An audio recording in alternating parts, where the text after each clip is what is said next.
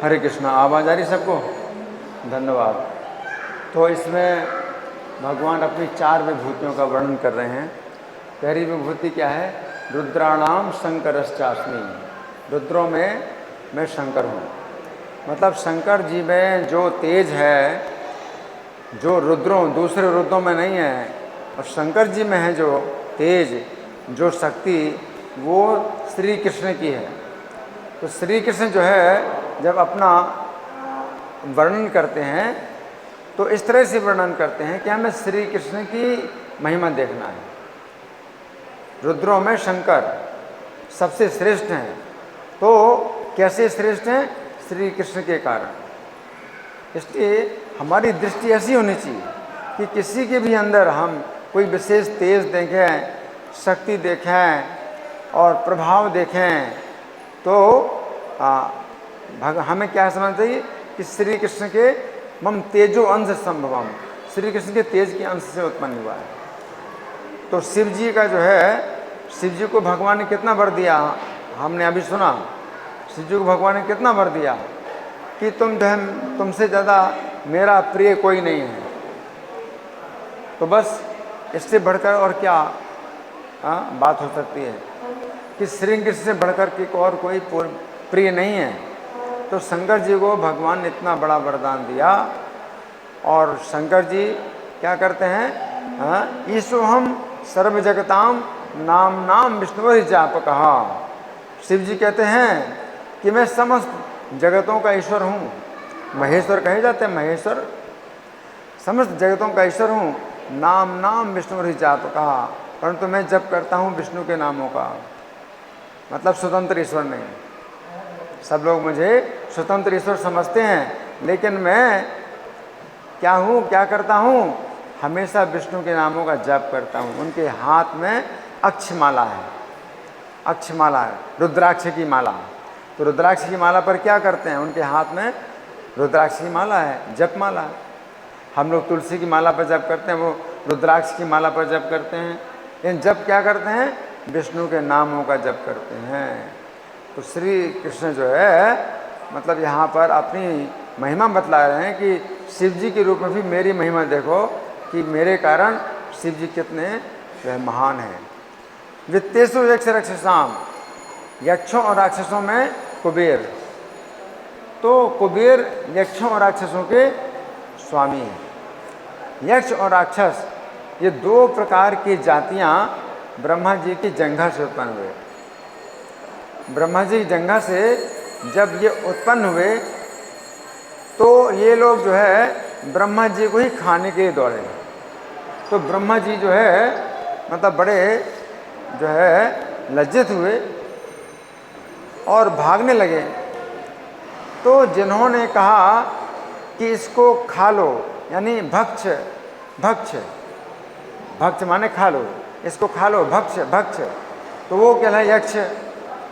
और जिन्होंने कहा माँ रक्ष, माँ रक्ष, यानी इनकी रक्षा नहीं करना, वो कहलाए राक्षस।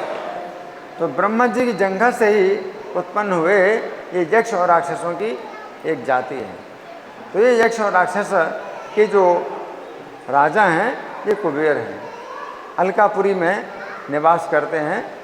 और ध्रुव महाराज जब अलकापुरी में पहुँचे तो यक्षों का जो है बहुत सा उन्होंने संहार किया। तो जब कुबेर प्रकट हुए ध्रुव महाराज के सामने, तो ध्रुव महाराज को बहुत बड़ा भक्त मान करके भी कुबेर ने ध्रुव महाराज को वरदान दिया। तो कुबेर इतने महान भक्त हैं कि उनके ही नगर में आकर के, अलकापुरी में आकर के ध्रुव महाराज ने यक्षों का असीमित संहार कर दिया। लेकिन तो भी कुबेर जी जो है ध्रुव महाराज को भगवान का बहुत बड़ा भक्त मान करके उन्होंने उनको भी वरदान दिया और कहा कि कोई बात नहीं है, आपने जो कुछ भी किया, आप भगवान के बहुत बड़े भक्त हैं, इसलिए मैं कोई भी इस बात का बुरा नहीं मानता हूँ कि आपने मेरे नगर में आकर के इतना संहार किया। तो कुबेर का जो है कितना बड़ा गुण है। तो भगवान की भक्ति में जो है इतने आगे बढ़े हुए हैं कुबेर कि उन्होंने जो है ध्रुव महाराज के सब प्रकार के जो अन्याय हैं उसको सहन कर लिया और जो है ध्रुव महाराज को वरदान दिया। तो वित्तेषु यक्ष रक्षसाम वसु नाम पावकश्चास्मि, वसु में पावक हूँ। तो पावक का मतलब है अग्नि, है ना। तो ये जो अग्नि देवता हैं, तो इसमें जो शक्ति है जलाने की, है ना, तो क्या है, भगवान कहते हैं कि मेरी शक्ति, अग्नि में जलाने की शक्ति। आप सोचिए, अग्नि जो है जला देते हैं। अब कितना भी कूड़ा करकट हो, जितना भी गंदा हो और अशुद्ध हो और उसमें दुर्गंध हो, आग में जला दो तो सब दुर्गंध समाप्त हो जाती है और अग्नि अशुद्ध नहीं होता। अग्नि में इतनी शक्ति है, जितनी भी अशुद्ध से अशुद्ध वस्तुएं हैं उनको जो है वो खा लेता है। यह अग्नि का जो है भोजन, एक प्रकार से खाना ही है कि आग में जल गया। तो अग्नि जो है के द्वारा सब कुछ जो है खा लिया जाता है। और अग्निदेव कैसे हैं, शुद्ध के शुद्ध होते हैं, है ना। तो अग्नि में कितना तेज है कि जला नहीं सकती, है ना। कोई अपना हाथ डाले, है ना, तो तुरंत पता चलता है कि मैंने क्या गलती की, है ना। तो अग्निदेव तुरंत ही जो है करते हैं। तो ये शक्ति कहाँ से आई, अग्नि में कहाँ से आई शक्ति।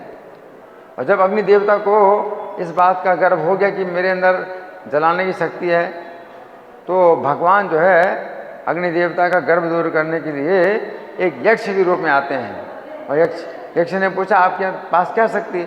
अग्नि देवता ने कहा कि क्या बात करते हो, मेरे पास क्या शक्ति है, मेरे पास सब कुछ जलाने की शक्ति है। तो भगवान तो जो है जनाते नहीं ना कि वो स्वयं मतलब भगवान है। उस यक्ष ने कहा अच्छा इस तिनके को जलाओ। एक तिनका आगे रख दिया, अग्नि ने पूरी शक्ति लगाई, उस तिनके को नहीं जला पाए। तो भगवान जो है गर्व दूर करते हैं। तो यहाँ पर भगवान कहते हैं अग्नि में इतनी जो शक्ति है, क्षमता है कि हमें जो है प्रकाश भी प्रदान करते हैं और ताप भी प्रदान करते हैं। तो ये जो है मतलब मेरा ही है ना, मेरा ही तेज है। तो इसलिए ये समझना चाहिए। फिर मेरु शिखरी नाम हम, सुमेरु पर्वत, शिखर वालों पर्वत में मेरु। तो दो प्रकार के पर्वत अभी हमने इस किताब में लिखा है, दो प्रकार के पर्वत होते हैं।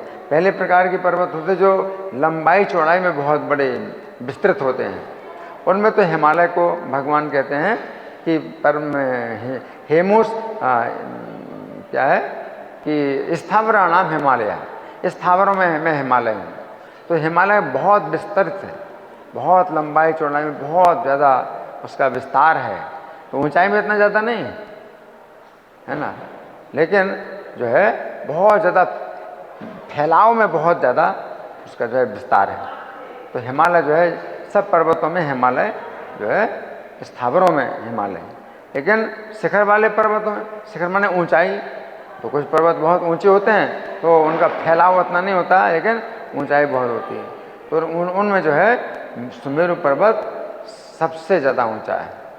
और सुमेरु पर्वत कैसा ऊंचा है पता है कैसा है, नीचे जो है जमीन में वो कम विस्तार है, ऊपर ज़्यादा विस्तार है। आप सोचिए, नीचे कम विस्तार है और ऊपर ज़्यादा विस्तार है ना। नीचे जो है 16,000 योजन का जो है विस्तार है नीचे, और ऊपर का जो शिखर है वो और ऊपर होता है और वो 32,000 योजन का विस्तार है ऊपर सुमेरु पर्वत का, है ना। और ऊंचाई कितनी है, 1,00,000 योजन की ऊंचाई है। 1,00,000 योजन माने 12 लाख किलोमीटर,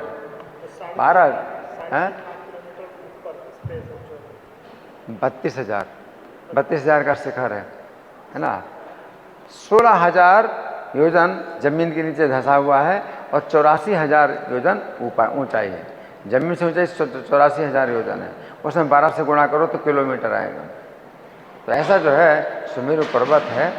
और सुमेरु पर्वत जो है पूरा सोने का बना हुआ है, तो हम लोग अपनी आँखों से नहीं देख सकते, है ना। अब आज के वैज्ञानिक लोग जो है सब जगह देख लिया, पूरी पृथ्वी का चप्पा चप्पा छान लिया, सुमेरु पर्वत नहीं दिखाई दिया।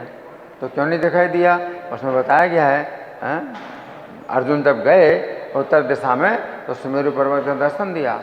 दर्शन किया उन्होंने, तो सुमेरु पर्वत का दर्शन वही कर सकता है जो कि पापों से रहित हो। जैसे अर्जुन जैसे व्यक्ति जो निष्पाप होते हैं तो वही सुमेरु पर्वत का दर्शन कर सकते हैं। उन्होंने सुमेरु पर्वत का दर्शन किया। लेकिन आजकल जो है कलयुग में किसी के पास ऐसी शक्ति नहीं है कि सुमेरु पर्वत का दर्शन कर पाए, है ना। तो भगवान कहते हैं मेरो शिखरे नाम हम। अब सोचिए इतना बड़ा सुमेरु पर्वत जो है किसने बनाया, सोने का पहाड़, है ना, 84,000 योजन, जिसमें 12 से गुणा करो तो किलोमीटर आएंगे, इतनी ऊंचाई का सोने का पर्वत, है ना। तो ये जो है मतलब भगवान की विभूति है। हम लोग सोच भी नहीं सकते कि इतना बड़ा जो है मतलब किसने बनाया, कैसे बनाया है। तो ये सब जो है चीज़ें हैं, इनको देख करके हमें फिर भगवान ये कहते हैं कि जो भी चीज़ हो जिसमें कोई तेज हो, आपको लगे कि भाई ये बहुत मतलब आश्चर्य की चीज़ है, उसमें कृष्ण का ही जो है हाथ देखो कि ये कृष्ण के ही जो है कृपा से, कृष्ण की ही शक्ति से ये सब कार्य हो रहा है। किसी भी व्यक्ति में आप कुछ अगर मान लो सौंदर्य देखते हैं, किसी भी वस्तु में सौंदर्य देखते हैं, किसी भी वस्तु में या व्यक्ति में कोई ज़्यादा विशेष बुद्धि देखते हैं, किसी में विशेष प्रतिभा देखते हैं, किसी में विशेष कोई भी गुण आप देखते हैं, तो क्या समझना चाहिए कि श्री कृष्ण के तेज का थोड़ा सा ही अंश है जो कि इसमें आ गया। और अगर कृष्ण जो है अपना वो तेज ले लेंगे तो उसमें कुछ भी नहीं रहेगा, सब बेकार हो जाएगा, है ना। तो श्री कृष्ण में जो है हर चीज़ जो है, सब प्रकार के गुण, सब प्रकार का तेज, ऐश्वर्य सब श्री कृष्ण का ही है इस भौतिक जगत में, और नहीं तो सब कुछ जीरो है ना। धन्यवाद। ग्रंथराज श्रीमद् भगवद गीता की जय, श्रील प्रभुपाद की जय।